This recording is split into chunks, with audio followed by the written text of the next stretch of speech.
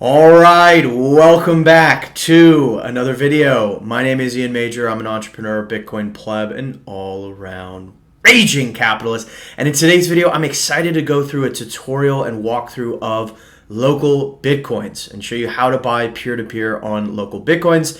I think this is going to become an ever more important sort of tool to have in your arsenal. As we speak, today is August 5th, and so there is back and forth on this kind of crypto tax provision that's being slotted into the infrastructure bill in the US. And so the language as it was originally written was, just shockingly deplorable. It was, very, very purposefully vague and kind of covered all sorts of potential entities in the ecosystem that would impose reporting requirements that really wouldn't even be able to be complied with. And so there's a lot of folks kind of fighting back and fighting for an amendment to that language. There are some fighting for just outright, scratching it from the bill altogether.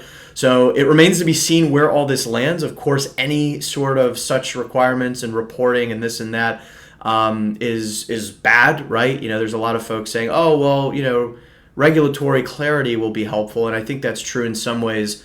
But fundamentally, regulation is regulation. We knew it was coming. We knew this would sort of eventually happen. So let's see where things land.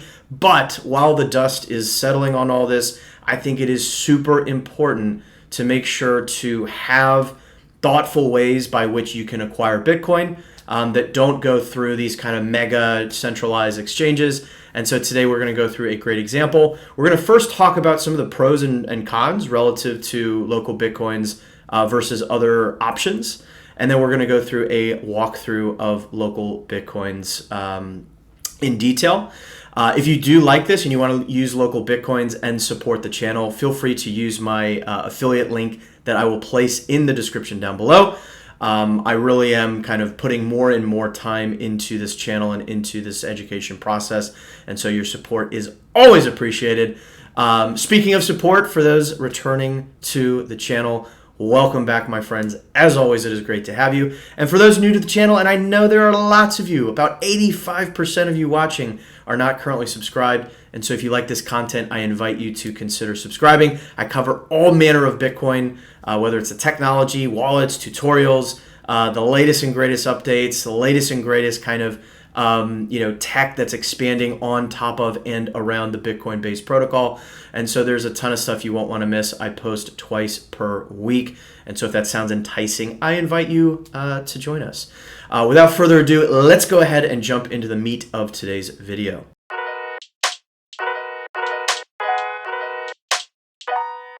All right, so let's talk high level about local Bitcoin, some of the pros and cons. I've actually done a video in the past on Bisq, which is another peer-to-peer marketplace for buying and selling Bitcoin.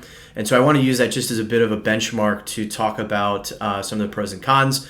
One of the common challenges with Bisq for particularly folks new to Bitcoin is that you actually have to have a little bit of Bitcoin even just to buy on Bisq, and that is because they require a security deposit from both parties as part of a particular trade. And so that's interesting. And a lot of folks will say, well, the whole point of me coming to this platform is so that I can acquire and buy some Bitcoin, but you're telling me I have to have some already to get started. So that can be a road bump for some folks. The nice thing about local Bitcoins is that requirement is not there. There still is an escrow function. So for those of you who are not familiar with how peer-to-peer trades work, what basically happens is any of these platforms are facilitating the Bitcoin side of the trade. And then as peers, you're facilitating the other side of the trade, whether that's fiat or in the case of local Bitcoins, there are actually a number of altcoin payment methods. And so, for example, let's say I want to go onto local Bitcoins and buy some Bitcoin. I could pick an offer, as you'll see in just a moment, and agree on a payment method. And let's say it's through PayPal. I'm just making this up. And so I would send a fiat payment according to the terms that we agreed to. And the seller has the amount of Bitcoin that I've said I'm willing to buy put and locked into escrow with local Bitcoins. And that means that the seller doesn't have access back to those Bitcoin until the trade either is canceled or facilitated and fulfilled. And so let's say that I send my fiat payment through PayPal. The trading partner says, yes, I have received the payment. And then the Bitcoin becomes released from the escrow and deposited into my wallet that sits within local Bitcoins. So that's kind of how it structurally works. So that escrow function kind of protects me, the buyer, from the seller kind of running away with my money. If that were to happen, I can just open a dispute and get the Bitcoin released from escrow. So that's nice. You do have some of these elements that provide some guardrails and promote honest behavior. That's super important when dealing with peer-to-peer marketplaces. However, as you'll see in a moment with the onboarding process, there is slightly more KYC or know your customer kind of personal information required to onboard. I'll talk about some of the kind of ways around that as we go through, depending on where you fall on the privacy spectrum. I know there are many of you who are, hardcore privacy advocates, and I can appreciate and understand that. There's others of you who are just, wishing to kind of modestly diversify out of these gigantic centralized exchanges where we know, your information is going to be readily shared with whoever asks for it. Furthermore, I've personally seen on LocalBitcoins more cases where the seller requires seeing some identification of some kind. And this is pros and cons, right? You could search for offers that don't have that type of stipulation, and we'll look at an example of that in just a moment. But do be aware that this is not a sort of bulletproof non-KYC method or option. I think BISC is certainly the leader in that regard, but LocalBitcoins is arguably has more liquidity and more trading volume than BISC. And so that's another really important consideration, particularly depending where you're wishing to, where you're located. So to recap, LocalBitcoins, probably a little bit better liquidity and just sort of better range of offers. As well as, you can avoid this kind of challenge up front of needing some Bitcoin to buy. Whereas BISC, I think, excels in the kind of non-KYC and privacy realm. So again, always going to be trade-offs, as with anything in the Bitcoin universe. Now that we've covered that high-level process and some of the pros and cons, let's jump in and actually go through kind of step-by-step in setting this up.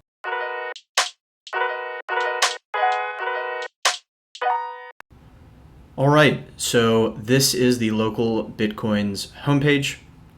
So you should go to localbitcoins.com. I'll link this in the description down below.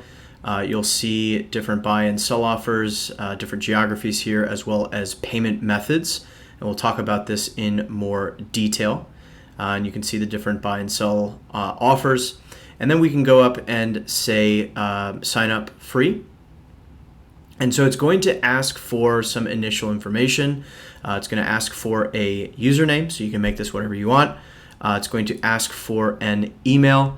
And so, you could use a personal email, you could use a throwaway email that you create just for this. You'll then receive an email to whatever you listed down. You'll click the link there, and that will then take you to the next step in the process, which is the profile information. Now, this is going to ask you for some additional identifying information. You can BS this. Like, you could put a throwaway phone number, you could put not your real name. That will have limitations and restrictions, as we will see. And so depending on where you are on the privacy spectrum, you make a call for yourself.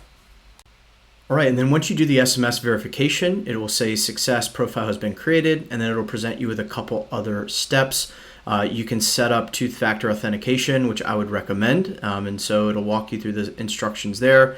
It has some learning resources and then some links to take you to the different offers and potentially verify your account, which we'll discuss. So I went ahead and set up two-factor authentication. I set a strong password. I think I would recommend both of those. They have some other features here where you can restrict access in different ways.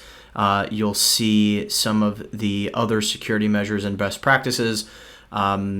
you will see this important verification tab. You'll see I'm currently on tier 0, and this does have quite a strict kind of spending limit. And so if you want to increase that, it comes at a cost.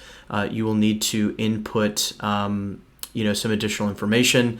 And so I'll talk about that in more detail as we get on. You'll see the different tiers here all the way up to unlimited trading.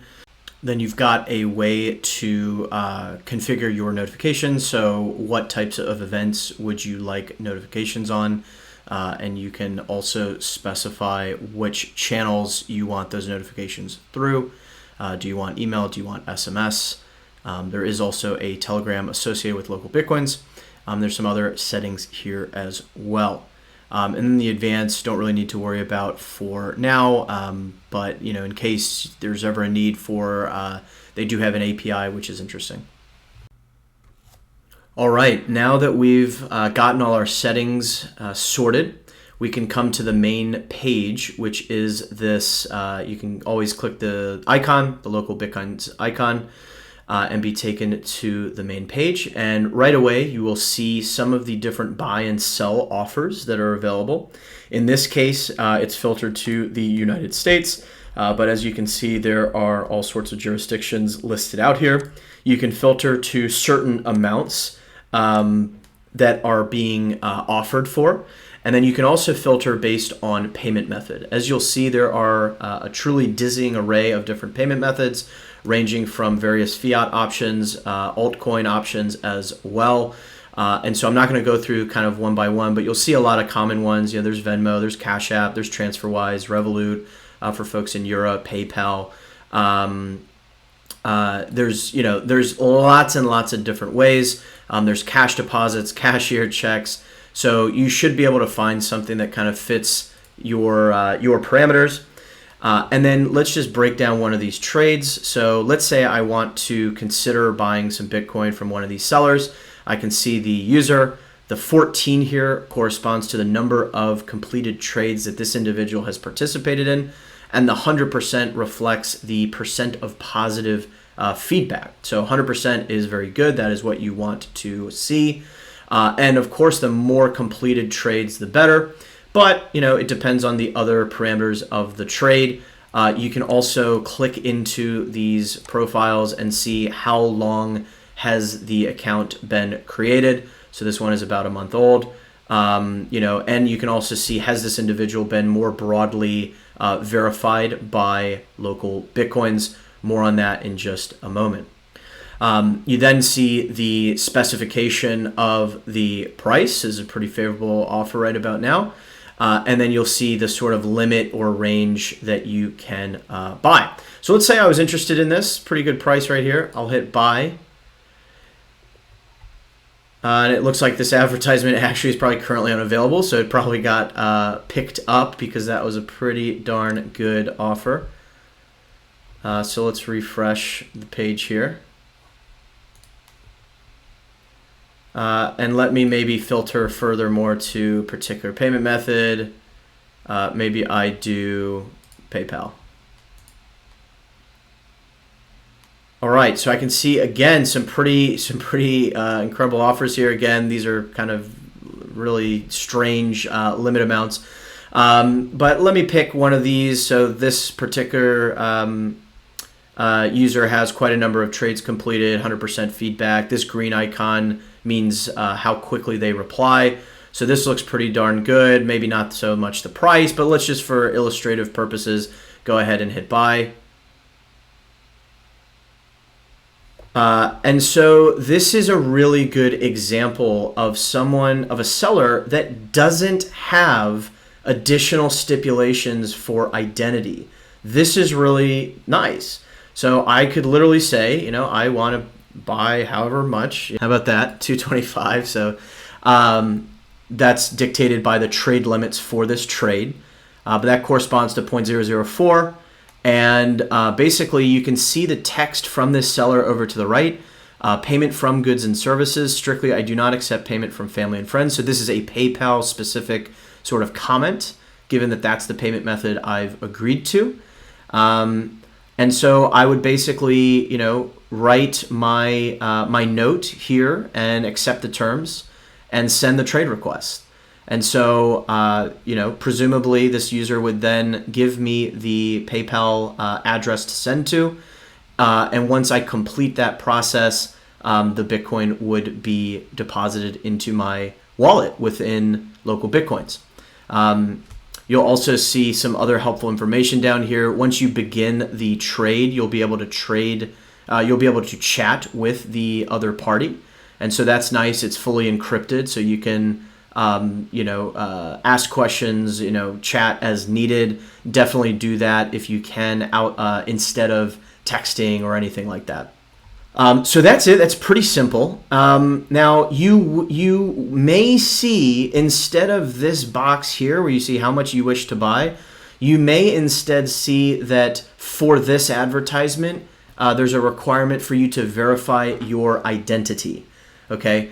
And that is going to require you to, send a picture or copy of your ID for LocalBitcoins to verify.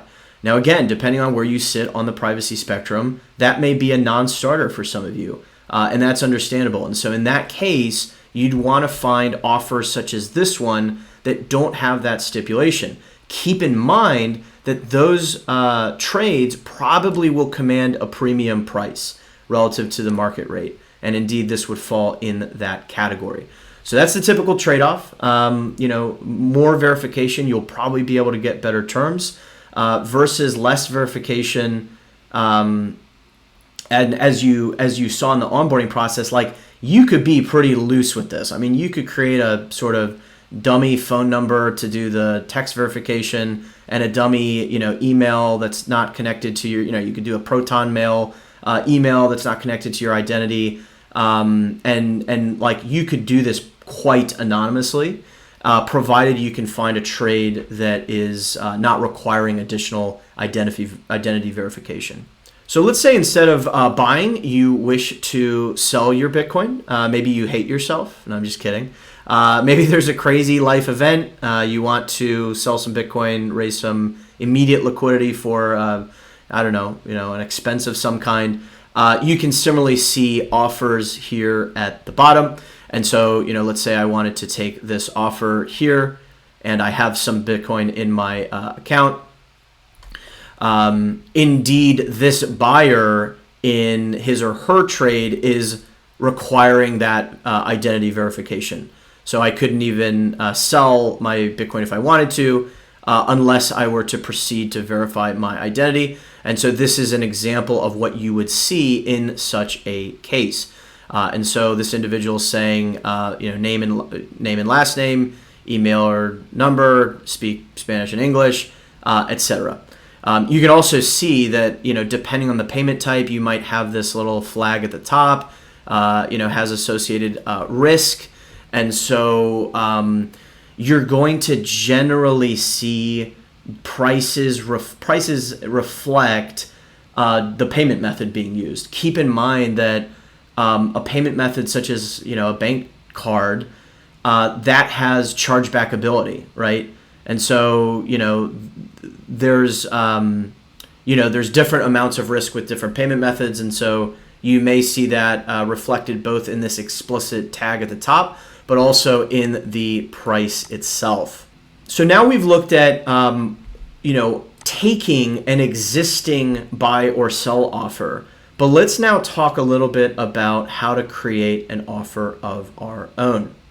So to post a trade of our own, we'll go to the Post a Trade tab at the top. Now, you will see in my case, you do need to be at least T1 verified.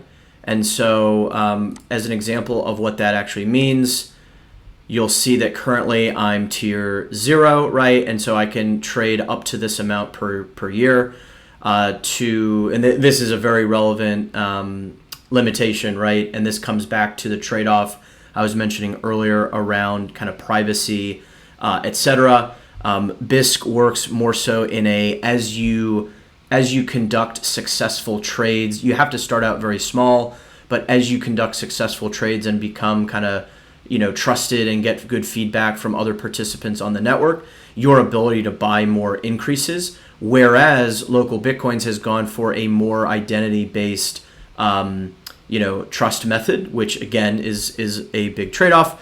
But bumping up to tier 1, you'll have to complete a little form, little address, put your address in. This essentially amounts to a more normal exchange, and so again comes down to the trade-offs here. But that is what you would need to do in order to post an advertisement of your own.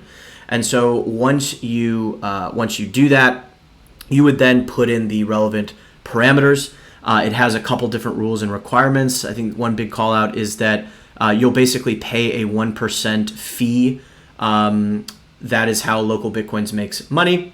So if you post a specific advertisement with your specifications that you want, 1% of that trade amount will go to the Local Bitcoins. A couple other kind of notes here. And you'll see that again, some of these payment methods are marked high risk for you, which may have a risk of fraud, chargebacks, et cetera, et cetera. But then you'll basically see the different parameters, and it's pretty straightforward. Do you want to buy or sell? You have to specify at least a country, so not too bad there. The currency that the trade is denominated in, the bank name, any sort of margin. So this is where you can basically apply, let's say you want to, if you're buying Bitcoin, you always want to buy 1% more than the market price, so that perhaps your offer is more competitive versus others who might just be doing the market price. So you might say 1%, right? And it'll kind of calculate that accordingly. You'll put in a minimum and maximum optional transaction limit. Keep in mind that there are sort of platform level limits depending on your account, how much feedback you have, etc. And then when do you want your trade to be, or your advertisement to be posted? This is relevant because the quicker you can respond to individuals requesting your trade, the better, because then you'll get good feedback, your advertisements will get posted higher, et cetera, et cetera. And then you can finally write some different text if you want to clarify anything or specify additional requirements, etc. You also have some other options here at the bottom, a couple security options. So this is where you would check if you want only identified people, only, right? And so they would need to send some sort of ID to you, right? This is above and beyond the Local Bitcoins kind of requirements. Do you want SMS verification? Do you want only individuals that you yourself have kind of marked as trusted, etc.? And then you can publish the advertisement, and that's really it. Now, finally, let's say that you conducted a trade, you bought a little Bitcoin, maybe it was off an existing offer. You can come over to your wallet here and basically see what is in your wallet, and you can send your Bitcoin out. So you would basically just paste in a Bitcoin address here, just like any other kind of normal wallet interface, how much you want to send out. You can add some descriptive text for coin control, and then hit continue. And then similarly, you can receive Bitcoin to your Local Bitcoins wallet. And again, to do that, you have to verify your account. So to recap, if you're looking to buy kind of small amounts in a highly anonymous way, you can still do that with Local Bitcoins.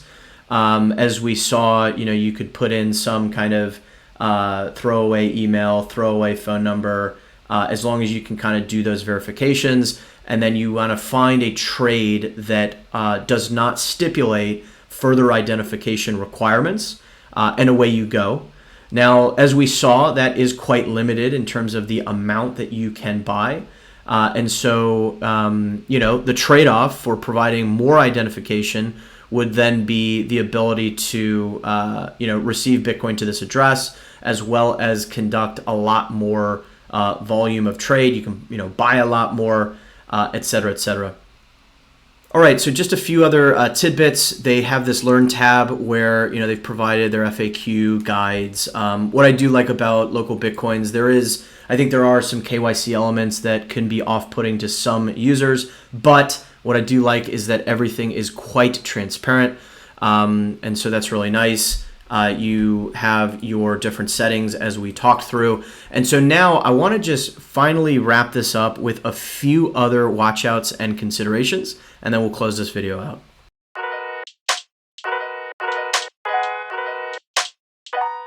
All right, so there you have it. Just a couple final considerations, and then we'll wrap this video up. Geographically, if you are in the US and if you're in New York or Washington State, local Bitcoins is not permitted. Go figure. I think there's obviously ways around that, even if you are located there, but I wanted to mention it. The second point is that I have seen some anecdotal posts about scammers being on local Bitcoin, so do have your guard up. I think with the really nice liquidity that you have on local Bitcoins, that naturally probably does tend to attract some bad actors, just as it would with any marketplace. This seems to be an exception versus the rule. I think by and large, the feedback in this community is really, really positive. I personally know individuals who use this as their main method of acquiring Bitcoin. And so I can certainly vouch for it in that regard. But do have your guard up and do be thoughtful about these different trades as you would in any sort of peer-to-peer context. Maybe get started by doing small trades to build up a bit of understanding and experience with the platform, and kind of find some of these sellers who who are at least more trustworthy than not, right? Because there is trust here at the end of the day. But to recap everything, we took a look at local Bitcoins. We talked about some of the pros and cons. Again, I think the superior liquidity is a good thing. You are more likely to find trades that are going to meet your specifications, which is awesome. We also saw that it doesn't have that sort of requirement to have Bitcoin, even to buy Bitcoin, which is the case in BISC, albeit a very small amount of Bitcoin. However, we saw that the trade-off there is, you have some of these KYC elements that can be prohibitive. If you want to buy a significant amount in a very, very anonymous way, local Bitcoins probably actually is not the best option. If you want to buy small amounts, you can, as we saw in the onboarding process, you can do that quite anonymously.